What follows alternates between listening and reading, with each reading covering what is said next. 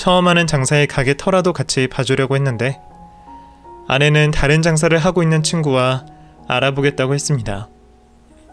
친구와 부동산을 돌아본 첫날, 바로 괜찮은 곳을 계약하게 되었다는 아내는 처음 해보는 장사에 괜히 들떠 보였습니다.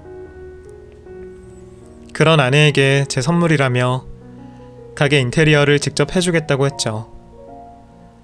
남편 직업이 목수인데 괜한 곳에 돈을 쓰게 할 수도 없었고 기념이 될 만한 일이라 제 손으로 해주려고 했습니다. 그런데 아내는 저의 제의를 거절하는 겁니다. 내가 해준다는데도 싫어?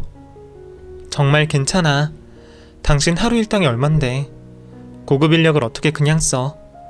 그냥 매장 인테리어에는 돈 별로 안 쓰려고. 나랑 친구랑 몇 군데만 페인트 덧칠 정도 할 거야. 아니 그래도 내가 직접 해주고 싶었는데. 거절하는 아내 때문에 그마저도 도와줄 수는 없었어요. 처음 장사하는 아내가 여러모로 걱정되기도 했지만 그래도 이왕 시작하고 밀어주기로 한 거 저도 아내를 전적으로 믿기로 했죠. 그런 제 우려와 달리 아내의 가게는 처음부터 잘 되어 보이는 듯 했습니다. 자, 이거 당신 선물. 그리고 이건 당신 거 사는 김에 내 것도 하나 샀어. 어때? 예쁘지? 아, 고마워. 근데 너무 무리하는 거 아니야? 원래 처음에는 오픈발이라고 웬만하면 다 잘 된다고 하던데. 자, 봐봐. 여기 SNS에 벌써 맛집이라고 올라와 있지? 벌써 이 정도면 게임 끝이라니까? 아, 내일 당신 일 끝나면 한번 가게로 와. 내가 가게도 구경시켜주고 디저트도 맛보여줄게. 그동안 바빠 아내의 가게에도 가보지도 못한 저는 아내의 초대에 처음으로 가보게 되었습니다. 장사가 잘 되어 좋았지만 그보다 사랑하는 아내가 행복해하는 모습을 보면서 그걸로 만족스러웠습니다. 다만 가소비라고 느껴질 만큼 씀씀이가 커지는 아내를 보며 걱정스럽기도 했지만 스스로 노력해 번 돈을 가지고 이래라 저래라 할 수 없어 지켜보기만 했죠. 그리고 날이 갈수록 장사가 잘 되어서 그런지 아내는 집을 비우는 시간이 많아졌습니다. 나중에는 얼굴 맞대고 밥 한 번 먹기 힘들어지더군요. 그러다 제가 몸을 다치는 일이 생겼습니다. 일을 쉴 정도는 아니었지만 결혼을 하고 난 뒤 아내와 많은 시간을 보내지 못한 것 같아 이참에 집에서 좀 휴식을 취하기로 했습니다. 그런데 같이 시간을 보내려던 제 의도와 달리 아내와 많은 시간을 보낼 수가 없었어요. 다른 집들은 개인 사정이라며 며칠 쉬는 집도 있는데 나 쉬는 며칠만 당신도 쉬면 안 돼? 안 돼. 아직 가게 자리 잡은 것도 아닌데 어떻게 그래? 빨리 돈 벌어서 당신한테 가게 차림 비용 갚아야지. 아이, 뭐 부부끼리 뭘 빌리고 갚아. 그냥 내가 해준 걸로 쳐. 그래도 어떻게 입을 싹 닦아. 나도 내 힘으로 해보고 싶어서 그래. 그러니까 조금만 기다려줘. 내가 가게만 잘 되면 당신 몇 배로 행복하게 해줄 테니까. 가게가 잘 되는지 아내는 무척 바빴습니다. 가게를 마치고 들어온 다음에도 내일 판매할 디저트 반죽 준비를 해야 한다며 늦은 밤 다시 가게로 가곤 했습니다. 예상과 다른 현실에 김이 새기도 했지만 아내가 원하던 장사가 잘 되는 것 같아 기분은 좋았습니다. 그렇게 무료한 휴가를 지내고 있을 때 옆집에 새로운 아주머니께서 이사를 오셨습니다. 안녕하세요. 오늘 옆집으로 이사 왔는데 떡 좀 드시라고요. 아, 감사합니다. 아, 요즘에 이사 왔다고 떡 주시는 분들 별로 없는데. 잠시만요. 그릇 돌려드릴게요. 그렇게 처음 뵙게 된 아주머니와 며칠 동안 마주치며 인사를 하다 보니 몇 마디 이야기를 나누게 되었습니다. 그거 버리려고요? 이리 줘요. 몸도 불편한 것 같은데. 아이, 괜찮은데. 감사합니다. 그런데 혼자 살아요? 마주칠 때마다 혼자 있길래. 아니요. 아내가 가게를 해서요. 저도 일하는데 다쳐서 잠시 집에서 쉬고 있어요. 그랬구나. 내가 조심해야겠네요. 요즘 여자들은 이런 호의 보내면 오해하기 십상이니까요. 그럴 리가요. 저희 아내는 마음이 넓어서 그런 건 다 이해해줄 겁니다. 그런데 아주머니 남편분은요? 난 이혼했어요. 죄송합니다. 제가 그런 줄도 모르고. 일부러 그런 것도 아닌데요. 벌써 몇 년 돼서 아무렇지 않으니 개의치 마요. 그럼 다음에 봬요. 계란말을 해서 제가 실례를 한 것 같았습니다. 그래도 요즘 보기 힘든 넉넉한 인심의 이웃집 분들을 두게 되어서 다행이라 생각했습니다. 아내에게도 좋은 이웃이 생겼다며 옆집 아주머니와 있었던 이야기를 했습니다. 다음에 같이 만나면 서로 소개를 시켜줘야겠다 생각했죠. 그런데 아내는 우연히 마주친 옆집 아주머니를 보곤 마치 못 볼 사람을 본 것처럼 소스라치게 놀라더니 서둘러 자리를 피하는 겁니다. 상황을 이해하기 어려웠던 저는 제가 모르는 불미스러운 일이라도 있었나 싶어서 아내에게 물어봤지만 아내는 도통 대답을 하지 않았습니다. 그러던 아내가 갑자기 이상한 요구를 해왔죠. 여보, 우리 이사 가면 어때? 이사? 우리 여기 이사 온 지 얼마 되지도 않았어. 갑자기 왜 그래? 아니, 나 가게도 그렇고 이런 조용한 동네보다는 신도시 쪽이 나을 것 같아서. 그리고 우리 곧 아이도 가질 건데 그러면 그쪽이 더 좋지 않겠어? 여기 아파트들 많아서 애들도 많고 학교도 많은데 뭘. 신도시보다 여기가 더 낫지. 사실 내가 너무 갑갑해서 그래. 내가 트인 곳에서만 살다 아파트 숲 같은 곳에 사니까 심장도 조여오는 것 같고 이러다 공황장애라도 생길 것 같아서. 아니 그래도 이제 막 이사와서 바로도 이사 가기는 무리라. 오빠는 날 위해서 그 정도도 못해? 그래, 그럼 어디 나 죽고 나서 그때 가서 후회해봐. 서영아, 무슨 말을 그렇게 해. 됐다고. 내가 혼자 살 방이라도 구하던 거 알아서 할 테니 신경 쓰지 마. 저는 갑작스러운 아내의 이사 요구가 이해가 되지 않았습니다. 분명 몇 달 전만 해도 서울에 자가가 생겼다며 좋아하던 아내였습니다. 그런데 갑자기 말도 안 되는 여러 핑계를 대며 이사를 요구하니 저도 참 난감했습니다. 대체 갑자기 왜 그러는지 알 수가 없었죠. 그런 아내와 말다툼이 있고 나서 얼마 지나지 않았을 때였습니다. 머리를 식힐 겸 혼자 잠시 산책을 갔다 돌아오니 옆집 아주머니께서 망설이듯 저희 집 현관 앞에 계셨습니다. 아주머니, 뭐 필요하신가요? 저 다름이 아니라 여기서 이야기할 건 아닌 것 같아서요. 제가 잠깐 들어가도 될까요? 저에게 할 이야기가 있다는 아주머니께서는 굉장히 초조하신 모습이었습니다. 도대체 무슨 일인가 싶어서 우선은 집으로 아주머니를 들였습니다. 그런데 아주머니께서는 무례하다고 생각이 들 정도로 집을 샅샅이 보고 있었습니다. 거실까지 확인하는 건 이해할 수 있었는데 우리 부부의 안방까지 들어가려는 모습에 제가 제지할 수밖에 없었습니다. 왜 이러세요? 아무리 그래도 안방까지 들어오시려는 건 너무하신 거 아니에요? 미안해요. 제가 저 여자 얼굴을 보니까 확인을 꼭 해야 할 것 같아. 저 여자 과거 다 알고 결혼하신 거예요? 네? 아까부터 저한테 왜 그러시는 거예요? 저 여자라니요. 말이 너무 심하시네요. 당장 집에서 나가주세요. 도대체 제 아내를 어떤 여자와 착각을 하는 건지 모르겠지만 계속해서 무례한 모습을 보이는 아주머니를 더 이상 집에 둘 수 없어 집 밖으로 쫓아내고 있었습니다. 그런데 저기, 저 여자 이름 이서영이 맞죠? 저 여자 때문에 내가 이혼녀가 된 거라고요. 옆집 아주머니 입에서 제 아내 이름이 나오고 믿을 수 없는 말을 했죠. 아주머니가 제 아내 때문에 이혼녀가 되었다니 도대체 무슨 말인가 했습니다. 내가 처음에는 긴가민가 했는데 이 집 거실에 저 사진을 보니까 확실해졌어요. 아내분이라는 저 여자, 내 남편을 꼬신 여자가 맞다고요.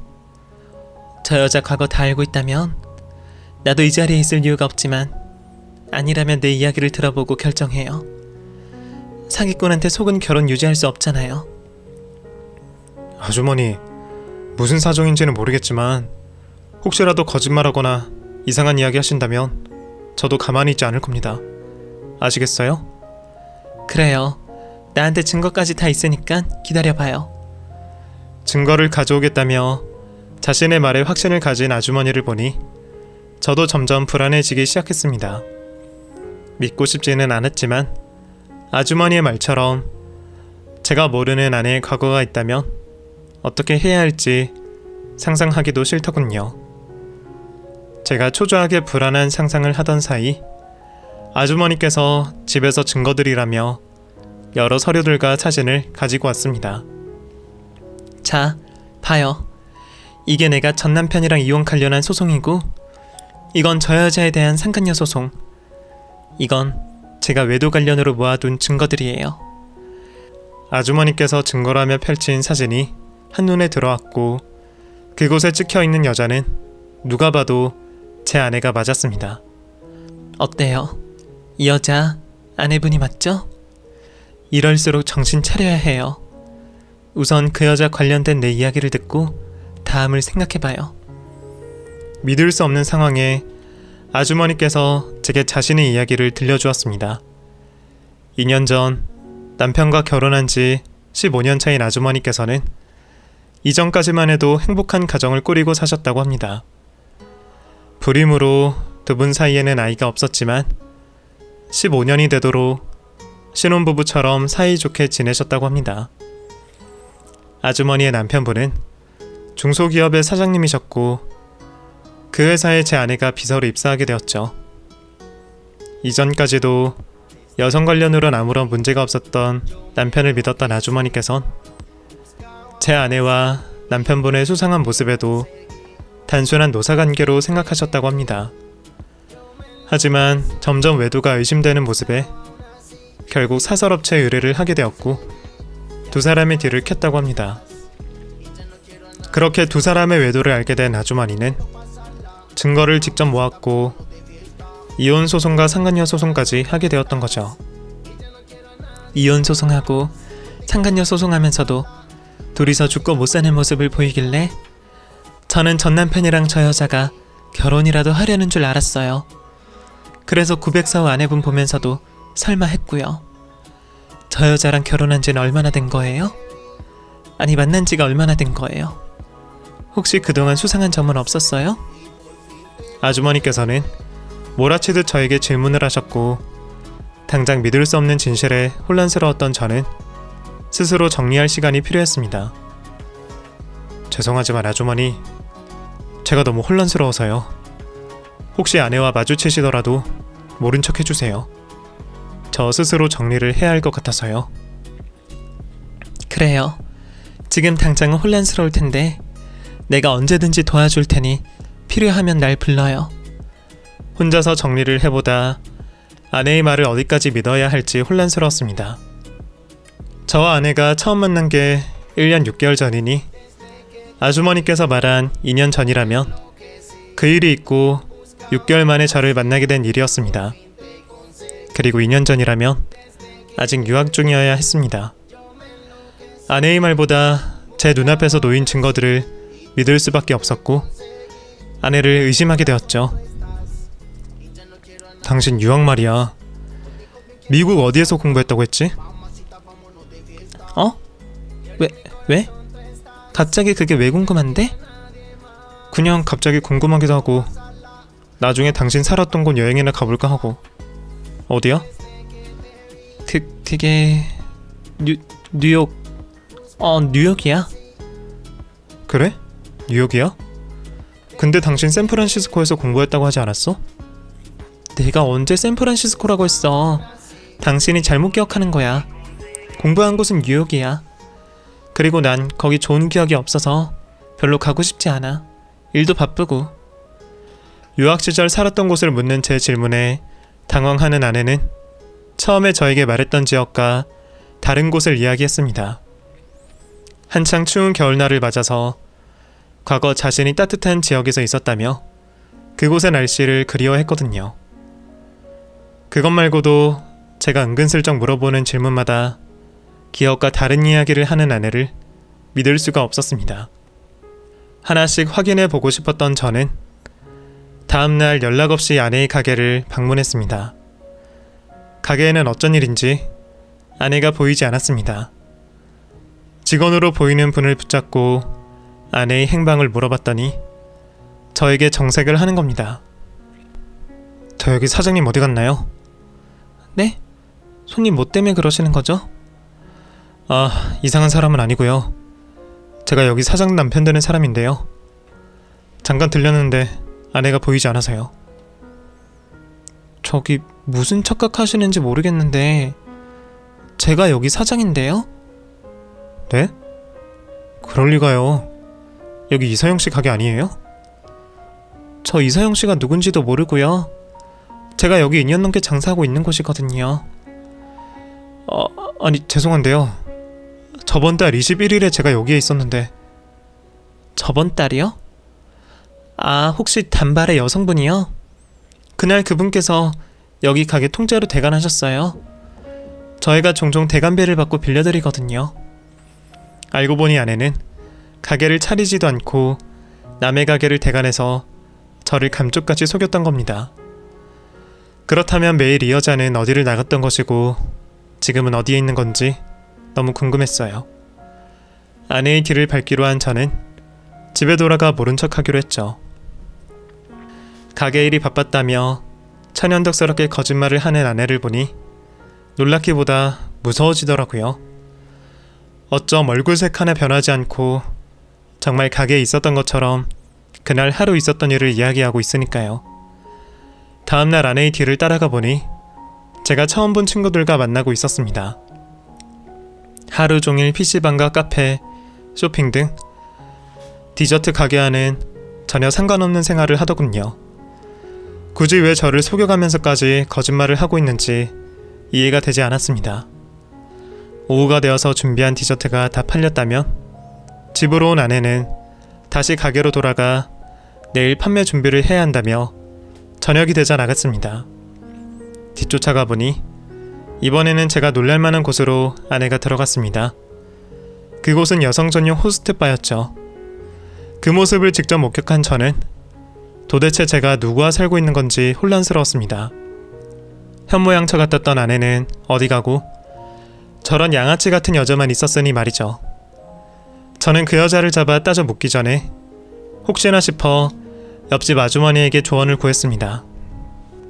아주머니께서는 자신이 이혼 소송을 하면서 알게 된 것들을 알려주시며 제대로 이혼하고 싶으면 최대한 합법적인 증거들을 수집하라며 설명해 주셨습니다. 그리고 하루빨리 이혼 전문 변호사를 찾아가라고 하셨습니다. 그렇게 저는 아내의 이중 생활의 증거들을 조금씩 모았고 변호사와 상담을 했습니다. 변호사님은 제가 아직 결혼을 한 지 3개월이 지나지 않아 혼인 취소도 가능하다고 했습니다. 그리고 지금까지 제가 피해본 금액을 따져봤을 때 혼인 취소 후 나머지 건들을 진행해야 한다고 말씀해 주셨습니다. 그 얘기들을 모두 다 듣고 어느 정도 증거를 모았던 저는 아내에게 제가 알고 있는 모든 사실들을 말했습니다. 당신 오늘도 가게 다녀온 거야? 뭐야 당신? 당연한 이야기를 진지하게 해. 나 당신 가게 갔었는데 거기 사장님 이야기는 다른 이야기를 하시던데? 뭐? 그게 얼마나 속일 수 있다고 생각했어? 몇 달도 안 되어서 밝혀질 거짓말을 도대체 왜 한 거야? 내가 그렇게 바보처럼 보였니? 아니, 내가 가게를 하려고 알아봤는데 그 돈으로는 부족한 것 같아서 사실 아직 알아보고 있는 중이야. 뭐? 당신 친구랑 하루 종일 노는 게 가게를 알아보는 중이라고? 내가 모를 것 같아? 당신 밤마다 호스트바 들락날락 하는 거? 내가 모를 것 같냐고. 미안해 여보. 내가 잘못했어. 목돈이 생기니까 내가 갑자기 눈이 돌아버려서 내가 잘못했어. 용서해줘 여보. 지금까지 나한테 거짓말한 거 빠짐없이 다 이야기해. 거짓말? 여보 정말 그게 다야. 나 믿어줘. 끝까지 거짓말을 하는구나. 당신 이사 왜 가자고 했어? 그건 가게랑 아이 가지게 되면 제발 이제 거짓말 좀 그만해. 당신 옆집 아주머니 때문이잖아. 당신 가고 때문에 들통날까 싶어서 그런 거잖아. 전 남편이랑 불륜관계고 상간녀라 소송까지 당한 증거 모두 내 두 눈으로 확인했어. 이제 거짓말 좀 그만해. 나 이제 당신이 무서워져. 내가 알고 있는 것 중 이름 빼고 사실인 게 있어? 제 물음에도 아내는 어떤 대답도 없었습니다. 끝까지 대답이 없던 아내는 지금까지 있었던 이야기를 적어달라는 제 요구에 순순히 응했습니다. 묵묵히 아무 말도 없이 써내려간 글에도 아내가 저를 속인 의도와 이유를 알 수는 없었지만 저와 연애를 한 순간부터 지금까지의 거짓에 대해서는 빼놓지 않고 적었습니다. 모든 것이 밝혀지고 저는 그 여자에게 혼인 취소 소송을 하게 되었습니다. 서영아, 한 가지만 물어보자. 도대체 왜 나한테 모든 걸 속인 거야? 그게 아니었어도 우리 잘 될 수도 있었잖아. 나 당신 사랑한 적 없어. 그냥 내가 행복해지려면 그렇게 할 수밖에 없었어. 당신이 알다시피 난 누군가에게 붙어서만 살 수 있는 사람이니까. 그냥 재수없어서 못된 년한테 걸렸다고 생각해. 내가 해줄 말은 그것밖에 없어. 남에게 씻을 수 없는 상처를 줘놓고 무서울 정도로 차분한 그 여자를 보니 지금에서라도 헤어진 게 다행이다 생각되었습니다. 다행히 제가 모은 증거들과 그 여자의 자백서로 인해 혼인 취소는 받아들여졌고 저는 피해본 금액들을 가지고 그 여자에게 사기죄로 고소하게 되었습니다. 그리고 현재는 혼자서 생활하고 있어요. 주위 하나둘씩 결혼을 떠나가는 사람들 때문에 제가 조급했는지 제대로 사람을 알아보지도 못하고 이런 사기 결혼을 하게 되었다 싶습니다. 아니 어쩌면 마음먹고 속인 사람에게는 당할 방도가 없을지도 모르겠네요. 지금은 결혼에 조급해하지 않고 지내고 있습니다.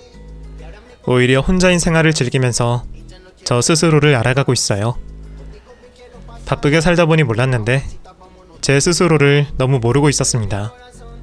저 스스로를 완벽히 이해하고 난 뒤 좋은 인연을 만나고 싶어요. 아직은 다른 사람을 만나는 생각조차 않고 있지만 혹여 나타난다면 거짓 없는 진실된 사람을 만나고 싶네요. 제 이야기를 들어주셔서 감사합니다.